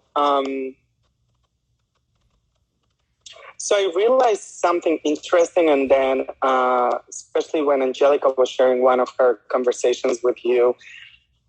So I realized, when you were talking about that we're the life force and everything, and I feel that I was understanding this intellectually, but then I was like, well, oh my God. It's tough for you because you cannot really understand this intellectually. That's the whole point. The whole point is that you soften up everything that you do not understand it intellectually. That you see yourself as the life force you are, expressing through your intellect. That's exactly where I'm going, because sometimes we have an idea that we need some kind of proof that is beyond of what we are experiencing. And I'll put like a simple example, for example, meditation.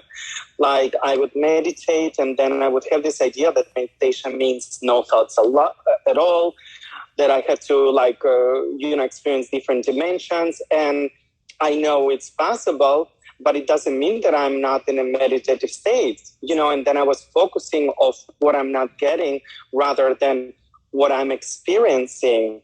And then I thought, oh my God, we all are that life force, because everything, what we are experiencing, regardless of our awareness about that, is the evidence. Everything, like these trees, this nature, this building, our relationship, everything, regardless if they are positive or negative, all of it, and I just wanted to highlight, to give a little bit more credit to ourselves, and also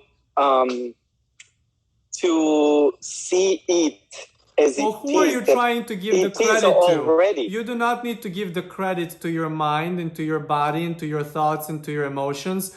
You are the life force. Who do you think you're giving credit to? In other words, allowing yourself to see yourself more often in that perspective will get you to be more natural in that. But there is no necessity for any kind of a credit, because this is the most natural thing for you to experience. In other words, all of the things between your focus and unfocus are so natural within you that the balance is at all times calling you to experience more of it.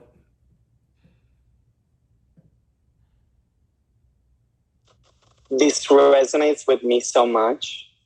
I mean, I'm just looking around and I'm just bursting with appreciation with all of us.